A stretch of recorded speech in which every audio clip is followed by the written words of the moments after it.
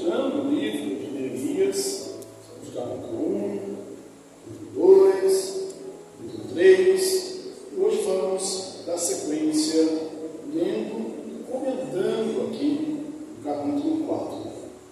Se vamos encontrar o texto, Neemias 4, nós vamos fazer uma leitura alternada de todo este capítulo. Bom, Neemias 4, eu leio os versículos e depois os irmãos os versículos pares.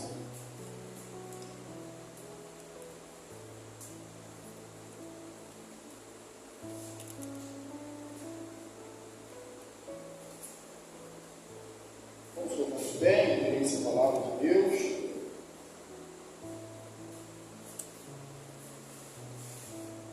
Neemias 4 diz assim: tendo Sanbalate ouvido que edificávamos o muro, ardeu em ira e se indignou muito e escarneceu dos judeus.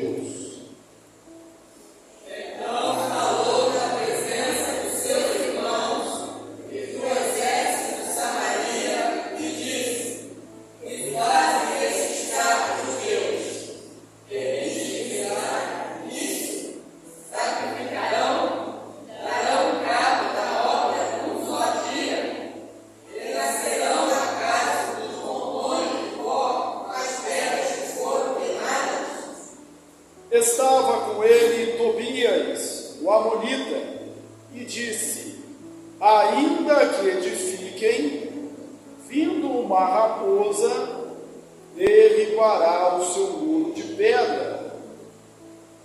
Ouve, ó nosso Deus, pois estamos sendo desprezados. Caia o seu opróbrio sobre a cabeça deles, e faça que seja um despojo uma terra cativeiro.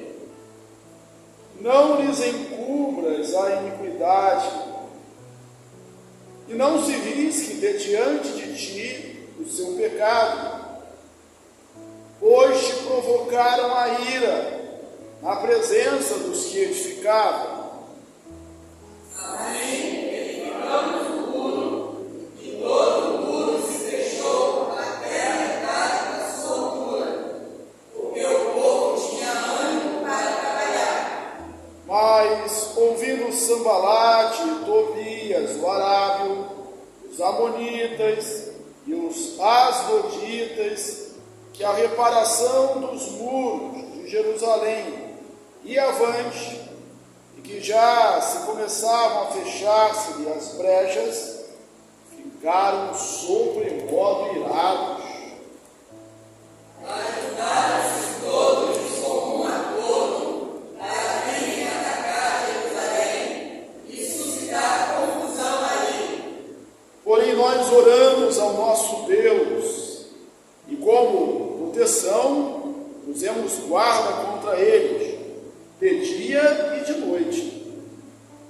Então disse Judá: já desfaleceram as forças dos carregadores, e os escombros são muitos, de maneira que não podemos edificar o muro. Disseram, porém, os nossos inimigos: nada saberão disso, nem verão, até que entremos no meio deles e os matemos, assim faremos cessar a obra.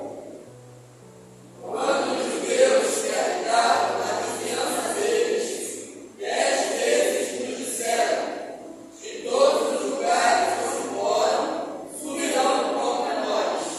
Então pus o povo por famílias, os lugares baixos e abertos, por detrás do muro, com as suas espadas, as suas lanças e os seus arcos. Inspecionei, se jure, e disse aos nobres, aos magistrados e ao resto do povo: não temais, lembrai-vos do Senhor, grande e terrível, e pelejai pelos vossos irmãos, vossos filhos, vossas filhas, vossa mulher e vossa casa. E sucedeu que, ouvindo os nossos inimigos que já o sabíamos, e que Deus tinha frustrado o desígnio deles, voltamos todos nós ao muro, cada um à sua obra. Daquele dia em diante, metade dos moços trabalhavam na obra e a outra metade empunhava lanças, escudos, arcos e couraças. E os chefes estavam por trás de toda a casa do escravo. Os carregadores, que por si mesmos tomavam as cargas, cada um com uma das mãos fazia a obra e com a outra segurava a arma. Os edificadores, cada um trazia a sua espada acima e assim edificava. O que tocava a trombeta estava junto de mim. Disse eu aos nobres, aos magistrados e ao resto do povo: grande e extensa é a obra, e nós estamos aqui no muro separados, longe uns dos outros.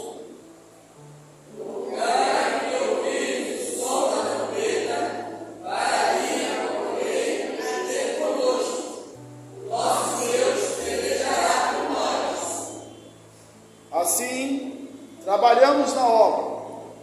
Metade empunhava as lanças desde o raiar do dia até o sair das estrelas.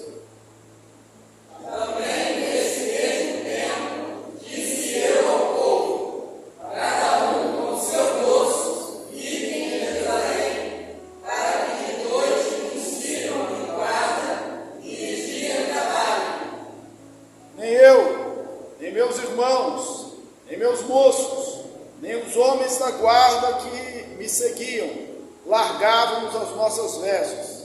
Cada um se deitava com as armas à sua direita. Amém? Assentados. Irmãos, que texto fabuloso, que texto inspirado por Deus e inspirador para as nossas vidas. Nós já temos falado aqui que o livro de Neemias parece que é um grande diário da obra que ele foi fazer da reedificação de Jerusalém. Vimos no capítulo 1 como ele sentiu-se chamado, ele ouviu as notícias, ele perguntou, ele se informou, ele orou, ele jejuou durante muito tempo, durante cerca de 4 meses, diz lá a missão, ele esteve com Deus.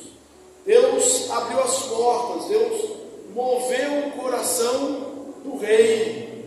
Lembre-se, o coração do rei está nas mãos de Deus e ele o inclina conforme a sua vontade. Nós precisamos acreditar nisso e orar para que Deus mova o coração de cada autoridade constituída hoje.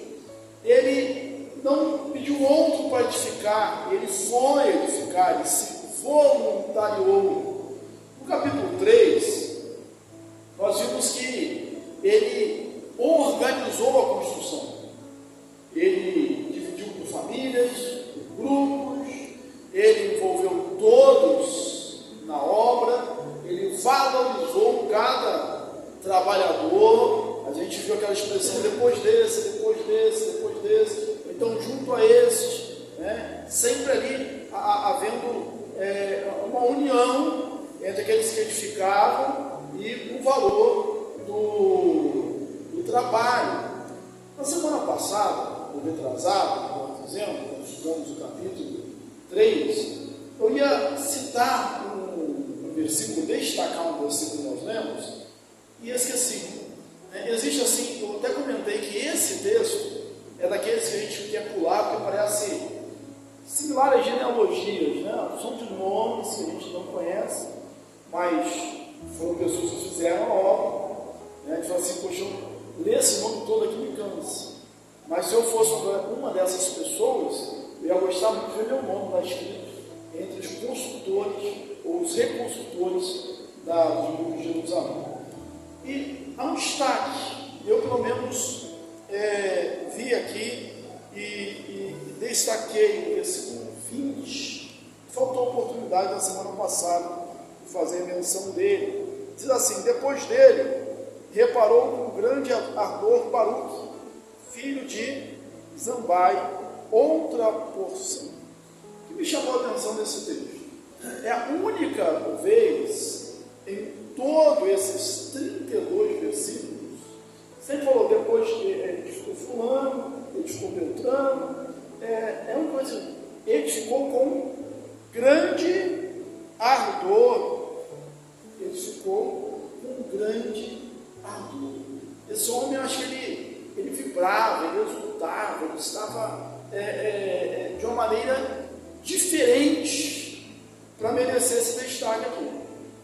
Todo mundo edificou, todos os grupos edificaram, todos fizeram a sua parte, mas este homem aqui, Baruque, ele edificou com grande ardor. Eu creio que seja um bom exemplo para cada um de nós. Todos podemos fazer a obra de Deus. Tudo que tiver a mão para fazer, faz conforme as suas forças. Paulo diz lá em Efésios: fazei como para o Senhor. Esse homem aqui, ele faz com grande ardor. Que cada tarefa que você receber, seja o seu trabalho, seja as atividades ali no lar, domésticas, seja a atividade na igreja, nosso compromisso espiritual, que cada atividade você faça com grande ardor. Eles faziam obra, havia união entre eles, havia oração, ou seja, havia tudo de bom.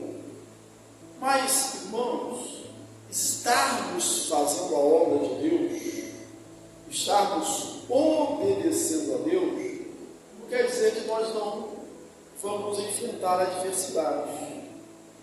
Estamos expondo aos domingos o texto de Mateus e pregamos aí sobre a tempestade, Jesus acalmando a tempestade. Quem mandou, na escola nós estudamos sobre isso, né, por tempo, quem mandou os discípulos entrarem no barco e atravessar para o outro lado? Foi Jesus. Eles estavam em obediência ou estavam em desobediência? Lógico que eles estavam em obediência, mas o fato de estar obedecendo a Deus não nos tornou blindados, não nos tornou imunes às tempestades, às adversidades, né? Mas Jesus foi ao seu encontro, ela meio custada. Ele sempre vem ao nosso encontro de só forma. Esses servos de Deus estavam fazendo a obra. E aqui no capítulo 4 a gente tem essa descrição da obra.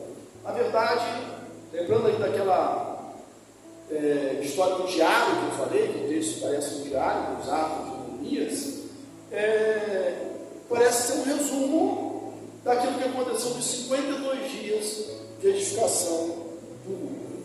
Estavam edificando. E olha o versículo 1. Tendo Sanbalate ouvido que edificavam os muros, ardeu em ira e se indignou muito. Quando nós nos levantamos para fazer a obra de Deus, quando há progresso, prosperidade na igreja, quando há crescimento na igreja, não se engane, o inimigo está ardendo em ira. O inimigo está irado. Não fazemos a obra de Deus sem oposição, sem resistência. Enquanto Jerusalém estava em ruínas, escombros para todos os lados, o inimigo estava calminho. Foi começar a obra a ser feita e o inimigo se irou. Não é difícil fazer um paralelo espiritual. Enquanto os crentes que são ali, daqueles lá da igreja, uma das igrejas da Ásia Menor, mornos, lembra de Jesus, porque mornos estou a ponto de vomitar da minha boca, o inimigo está tranquilo, está calmo. Mas se esse crente estiver quente, estiver fazendo a obra, estiver, como diz lá, 1 Coríntios 15, 31. Não, 1 Coríntios 15, 58. Sempre firmes, inabaláveis, abundantes na obra do Senhor, porque o Senhor trabalha não é vão. O inimigo faz aqui como Sambalate, representando todo o inimigo do judeu. Ele se ira, ele se indigna, ele age em ira. E o que ele faz? Uma das coisas que é a especialidade dele: escarnecer o Deus. O que é escarnecer? Escarnecer é zombar, é ridicularizar. E falou na presença dos seus irmãos e do exército de Samaria, que fazem esses fracos judeus. Chamam os judeus de fracos. Tem algumas palavras, algumas chacotas que fazem conosco, que tem o objetivo único de baixar o nosso moral, de nos desestabilizar. Nós não podemos permitir isso. Essa é a artimanha do inimigo, te botar para baixo. Você não pode, você não vale nada, você não vai conseguir, você é um fraco. Mas Deus criou você, Deus capacitou você, Deus está com você. Maior é o que está em nós do que o que está no mundo. Então ele tenta ridicularizar, mas nós não podemos cair nessa artimanha do inimigo. Permite-se-lhe-á com isso, sacrificarão, darão cabo da obra num só dia, depois de mais de um século de ruínas, vão reconstruir em tão pouco tempo, renascerão dos monturos, dos montes, as pedras que foram queimadas.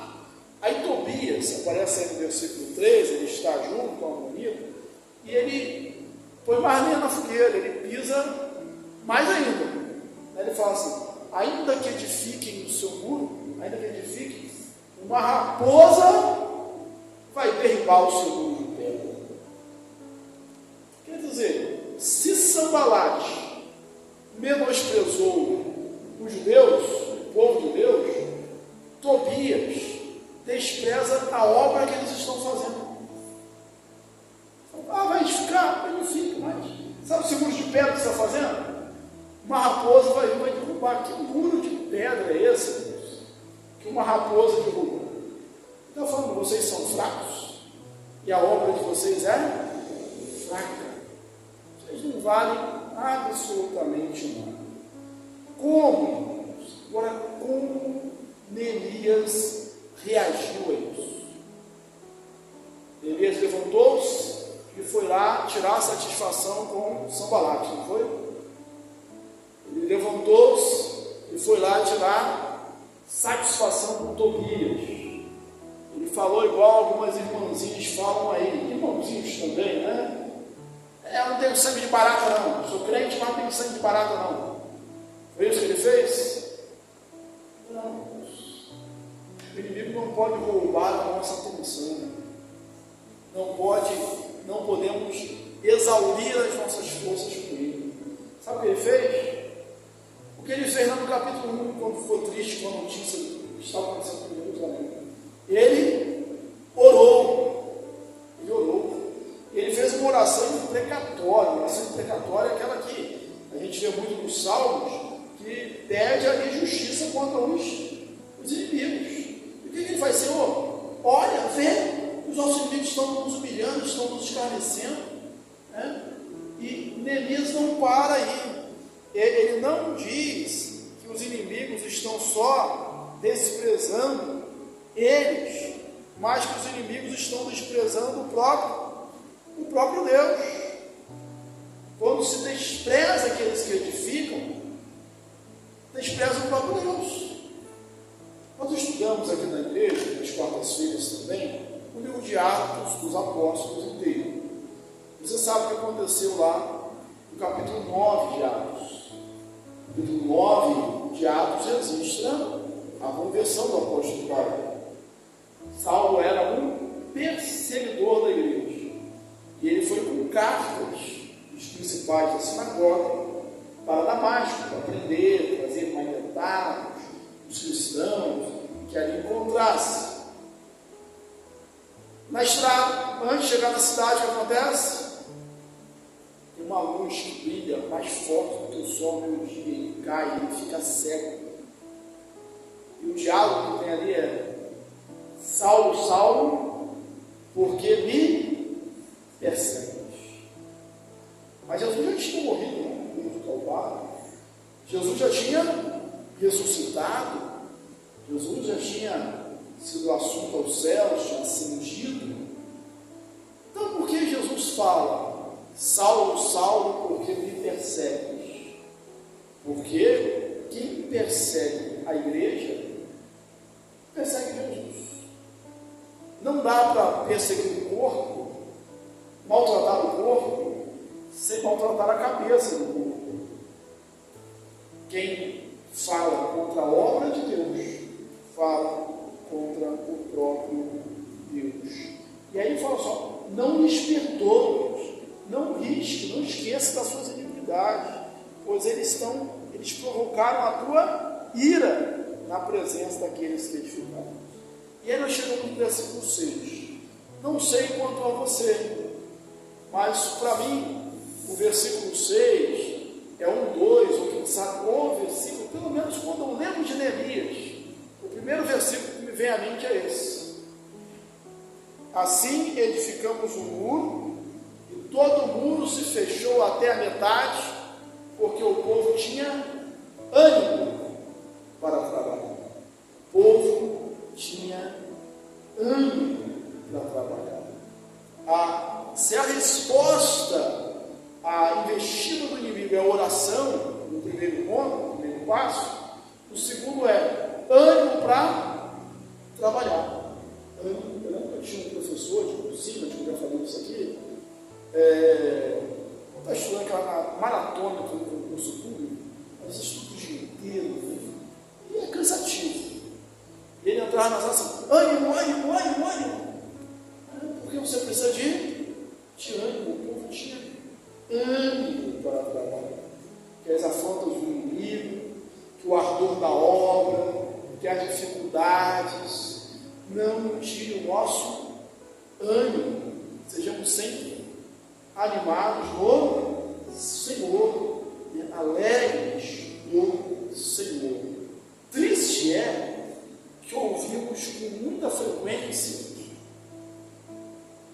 os irmãos falarem assim: estou desanimado. Desanimados, a obra não sai. Aí eu volto ao versículo 20, do capítulo 3, quando ele fala de Baruque. Todo mundo edificou, todo mundo fez, todo mundo mereceu elogio, todo mundo mereceu registro do seu nome aqui, lá em Hebreus 11 tem a galeria dos heróis da fé, né, que é na galeria dos reedificadores do muro. Mas esse homem Baruque recebeu um destaque, ele era diferenciado. Por quê? Porque ele edificou com grande ardor. Seja assim comigo, seja assim com você. Irmão, dirige o culto, grande ardor. Faz isso aí, grande ardor. Vamos fazer um mutirão, com grande ardor. Vamos evangelizar, com grande ardor. É diferente, a gente fazer, já não tem jeito mesmo, né? Vou fazer, não. Fez com grande ardor. Mas ouvindo Sambalate, Tobias, o Arábio, os Amonitas, os Asdonitas, que a reparação do muro de Jerusalém ia avante, já começavam a se fechar de brechas, ficaram sobremodos irados. A ira vai aumentando, né? Estava irado, agora está sobremodo irado. E você vai ver que os inimigos vão aumentando. Até então tinha falado de Sambalá, Tobias e Gesem. Agora fala assim: não, tem aqui os Asdonitas, os Amonitas, e creio que havia mais, porque eles estavam cercados de inimigos. É uma conspiração, é um complô, é uma orquestração como o povo de Deus. Né? Não pense que todo mundo é nosso amigo. Né? Tem gente que torce contra. E não é só em relação à obra de Deus, não, nossos projetos pessoais também. Né? Tem gente que se alegra com a nossa vitória, mas tem gente que inveja, gostaria muito que quebrássemos a cara. Né? Então esses inimigos crescem. E mais uma vez, a resposta de Neemias é uma resposta que nos inspira. Os inimigos se uniram em acordo para suscitar confusão ali. É bom estudar, como estamos abrindo de forma geral, aqui especificamente o Neemias, a gente vê as estratégias do inimigo. Né? Olha só, uma das coisas que eles queriam fazer, primeiro, eles abalaram o moral, né? Dizendo que são fracos, a sua obra vai cair, vai desabar tudo.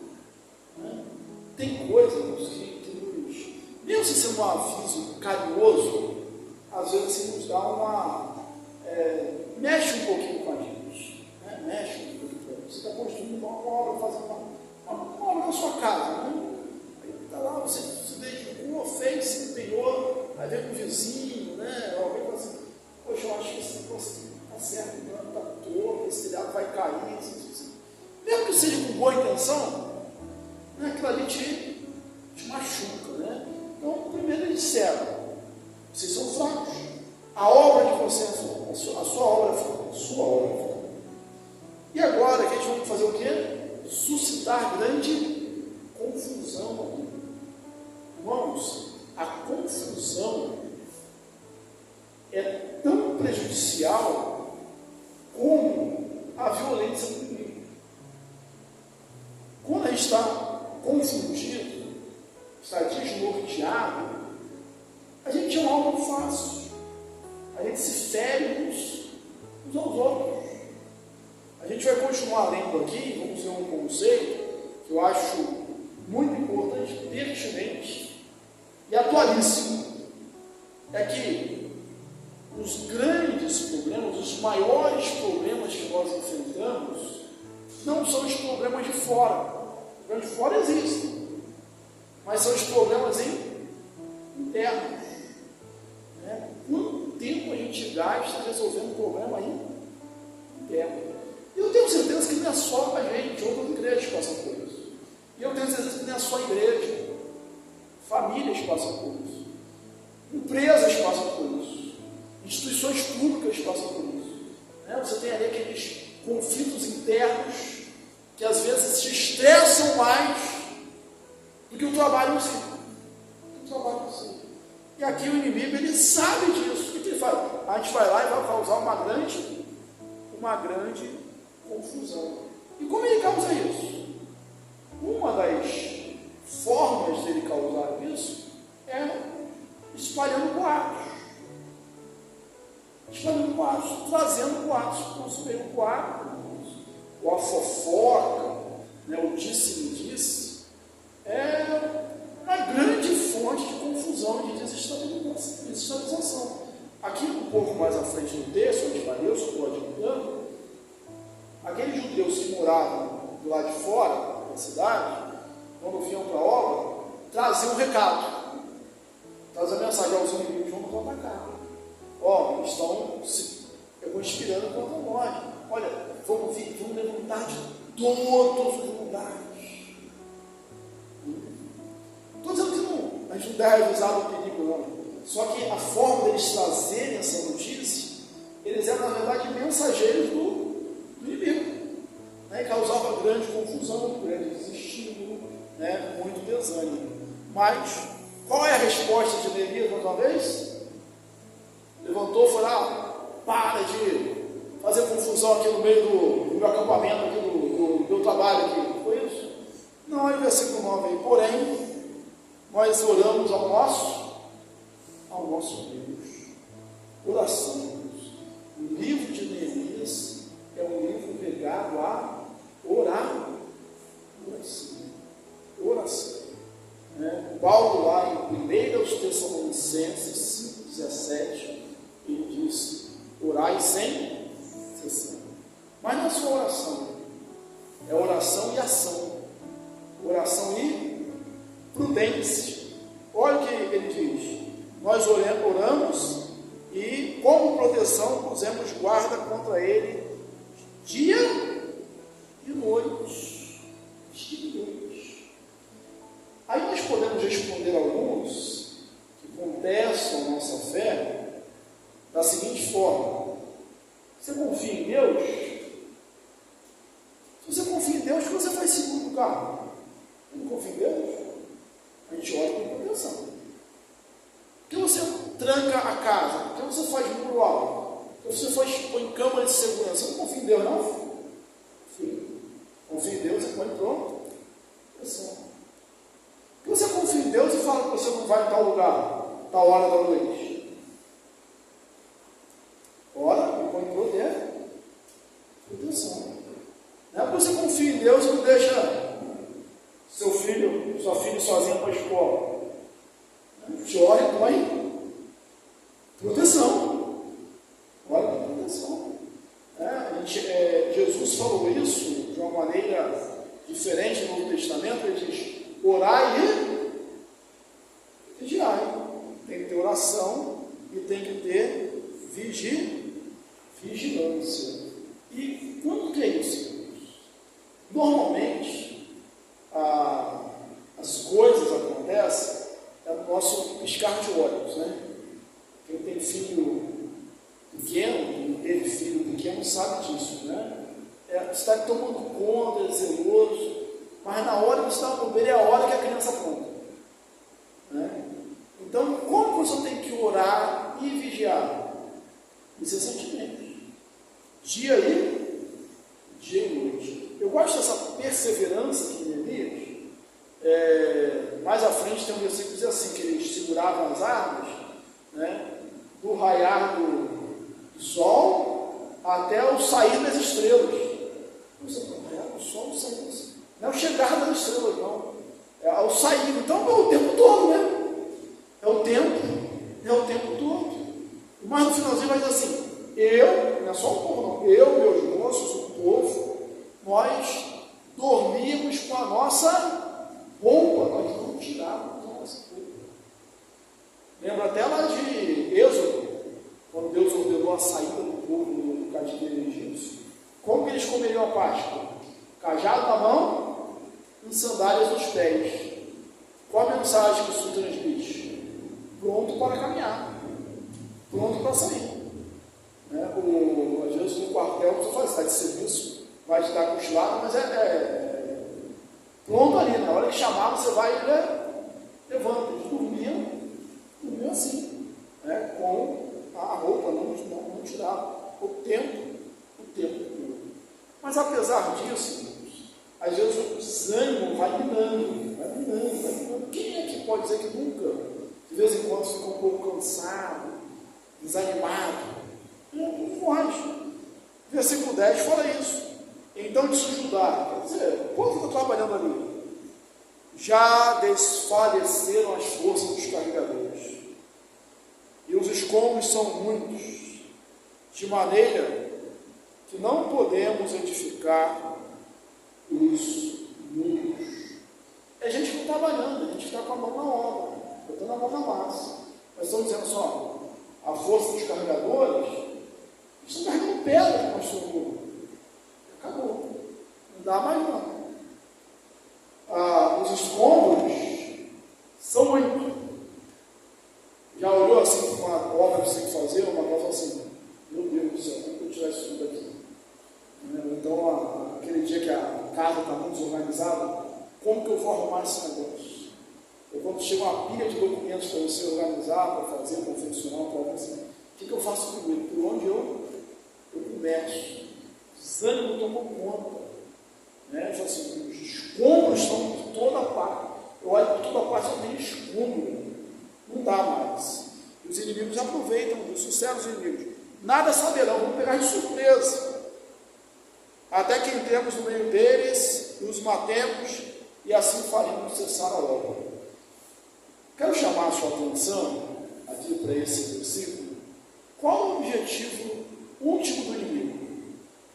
Era matar os judeus? Já é uma grande coisa, né? Mas não é isso. Não era esse o objetivo. Pessoal, nós vamos entrar no meu Deus, de surpresa, eles vão saber de nada, e nós vamos matá-los, e assim vamos parar a obra. Não está preocupado só com você, ele está preocupado em parar a obra. Em outro lugar, mais à frente, a gente vai estudar em outro capítulo, Neemias responde assim: estou fazendo grande obra. O que pararia a obra vai ter convosco? Vamos prosseguir aqui por causa do nosso horário.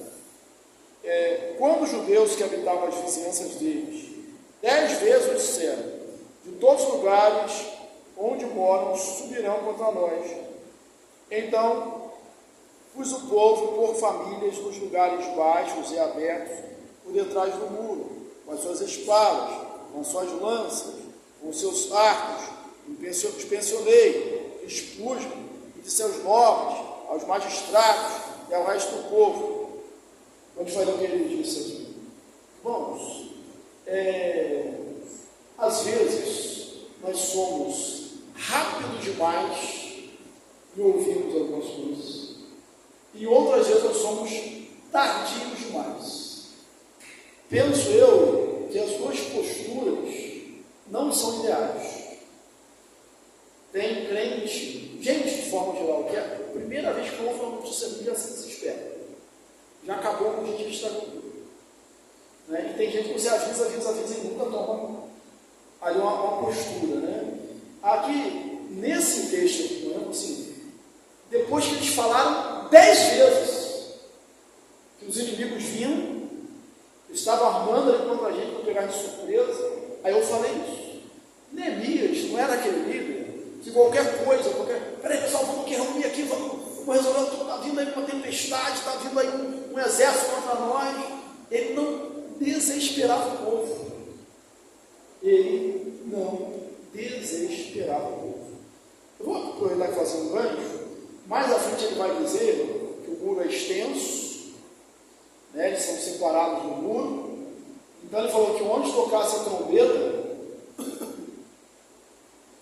todos deviam se reunir ali, correr para ali, né? Ao toque da trombeta. Bem, aí diz assim, e o que tocava a trombeta estava do meu lado. Ele ia tocar, mas quem ia mandar tocar era Neemias. Você imagina, esse questão da corneta é bem emblemática, né? Em Israel, os chofares, os trombetas serviam para mover o povo no acampamento, né? Marcharam no deserto, no Egito, né? Cada toque tinha um significado, reuniu o povo na guerra, né? Era a forma de chamar. Na história do Brasil, não sei se era os Falcão, eu não lembro agora, a ideia me veio agora, né? Não notei, não pesquisei antes, mas tem uma história, né? Um fato que faz parte da história do Brasil, né? Da guerra da independência, né? Que o Brasil estava perdendo, o exército brasileiro estava perdendo a batalha dos portugueses, e a ordem do comandante foi tocar retirada. O corneta, a gente não sabe se intencionalmente ou porque errou, tocou um outro toque, que significa cavalaria avançar e degolar. Né? Se alguém lembrar do nome aí, pode dizer. Cavalaria avançar e degolar. O exército brasileiro estava perdendo, chegou a cavalaria, embora. Né?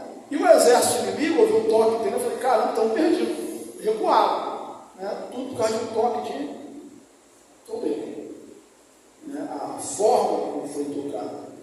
Bem, agora imagina, se está lá a obra no muro, né?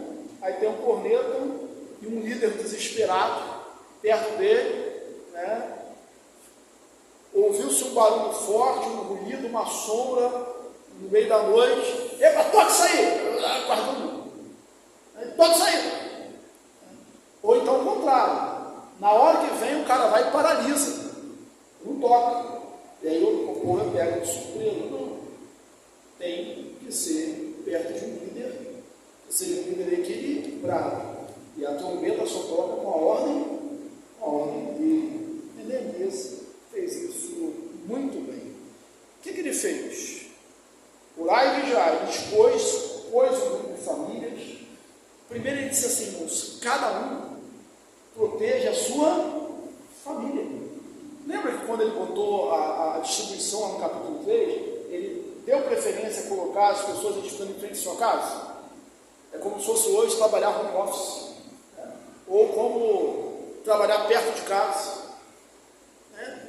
Então, quem pode, vamos edificar cada um na frente da sua casa.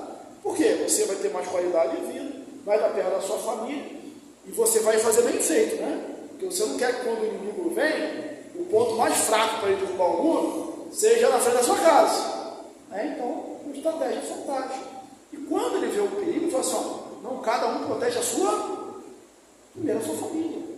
Irmãos, é necessário um cuidado especial com a nossa família, né? No Novo Testamento, Paulo, no Timóteo, diz que aquele que não cuida da sua própria casa, dos seus, é pior do que os descrentes. Então, primeiro, proteger a sua família. Metade dos moços trabalhavam, metade dos moços punham a espada, né? Espada, lança, couraça, ou seja, todas as armas. Irmãos, tem hora que o que tem que ter nas nossas mãos não são flores. Não são flores. Existe a hora da flor, existe a hora de ter um livro na mão, né? Agora existe a hora de ter arma nas mãos. Porque o inimigo não entenderia outra linguagem. Ele recuou porque ele viu o seu intento frustrado, porque o povo tinha posto guarda, né? Dia e noite. Dia e noite. Outro texto que me chama a atenção aqui, outra expressão que me chama a atenção, é que os carregadores faziam o seu trabalho de carregador com a espada na cintura. Uns, uma mão fazia a obra e com a outra mão segurava a arma. Então eles estavam preparados. Isso não é falta de fé. Isso não é falta de amor. Isso não é falta de espiritualidade. Isso é prudência. Isso é prudência. Agora eu quero ler aqui, que eu parei. Eu tenho que encerrar com esse texto aqui, com esse versículo. Quando ele fala assim: inspecionei-me, dispus-me e disse aos nobres e ao resto do povo. Versículo 14, vai, irmãos. Olha a palavra de ânimo de Neemias: não os temais, lembrai-vos do Senhor, pelejai por vossos irmãos, vossos filhos, vossas filhas, vossa mulher, a poligamia, não seria a vossa mulher, né? Vossa mulher e vossa casa. É o que nós precisamos. Primeiro, uma exortação, uma advertência. Eles vão vir de todos os lugares? Não os temais. Não temos, não temos, não temos. Quantas e quantas vezes nós somos lembrados disso na Bíblia? Não temos. A segunda coisa, só aqui já dá um sermão, né? Primeiro, não temos. Segundo, lembrai-vos do Senhor, grande e terrível, potente, Deus todo-poderoso. Quando eles chamam a gente de fraco, e a gente ora, talvez seja porque a gente não tem outra coisa para fazer mesmo, não. Nós somos fracos mesmo. Não é que nós somos fortes, não. Somos fracos. Mas o nosso Deus, Ele é todo poderoso. Ele é onipotente. E Ele peleja por nós. Então lembrai-vos do Senhor. Olhe para o Senhor. Não olhe para o inimigo. Pense em Deus. Não pense no inimigo. Você não foi chamado para contar quantos inimigos são, mas para se agraciar e louvar orar pensando nas grandezas da obra de Deus. Maior está com nós do que está com eles, né? Deus está conosco. Então, lembrai-vos do Senhor. Pense em Deus. Põe a mão na obra. E você não vai ter tempo para pensar nas artimanhas do inimigo. Tem alguns crentes que são assim, algumas igrejas ensinam isso. Você tem que saber a estratégia do inimigo, você tem que saber que dia é o dia do demônio de hoje, né? Não precisa saber de nada, você precisa de grande e terrível nosso Deus. Lembrai-vos do Senhor. E depois, pelejai. Olha, mano, por que você está pelejando? Estão pelejando pelos vossos irmãos, pelas vossas filhas, pela vossa mulher, pela vossa casa. Vocês estão lutando por algo que realmente tem significado. Que Deus nos abençoe, complete em nós a obra e que nós possamos dizer também o trabalho aqui na igreja local. E o muro se fechou até metade. Ou se fechou todo. Por quê? Porque o povo tinha ânimo para trabalhar. Então, se você entrou aqui hoje desanimado, saia daqui animado do Senhor. Porque com ânimo nós vamos fazer a obra. E toda vez que vier uma investida do inimigo, qual é a nossa atitude? Qual é a nossa resposta? Orar e vigiar. Orar e pôr guarda.